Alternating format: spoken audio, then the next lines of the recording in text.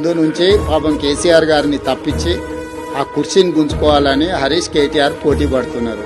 So ఒకసారి వాళ్ళకి అవకాశం ఇస్తే వాళ్ళ పరిస్థితి ఏదో వాళ్ళకి అర్థం కావాలని కేసీఆర్ గారు మౌనంగా ఉన్నారని నేను అనుకుంటున్నా. కేసీఆర్ గారు క్రియాశీలక రాజకీయాలలో లేరు. వారి ఆరోగ్యం కూడా అంతంతగానే ఉంది. క్రియాశీలక రాజకీయాలలో లేకుండా ఆరోగ్యం అంతంతగా ఉన్న ఒక నాయకుడిని విమర్శించం కాదని నేను భావిస్తున్నా. కేసీఆర్ గారు క్రియాశీలక రాజకీయాలకు వచ్చినప్పుడు తప్పకుండా వారి పట్ల నేను స్పందిస్తాను. నా సూచన ఒక్కటే మీకు, ఇక డెవలప్మెంట్ మీద ఫోకస్ పెడదాము. రాబోయే 2 సంవత్సరాలు ఫోకస్డ్గా మన రాష్ట్రాన్ని అభివృద్ధి చేసుకుందాము, సంక్షేమ పథకాలు అమలు చేద్దాము, రాష్ట్ర ఆదాయాన్ని పెంచుకుందాము, వనరులను సమకూర్చుకుందాము, అభివృద్ధికి సహకరించండి అని ప్రధాన ప్రతిపక్షం హరీష్ కేటీఆర్కి చెప్తున్నా. కేంద్రం నుంచి నిధుల కోసం సహకరించమని కిషన్ రెడ్డి గారికి చెప్తున్నా.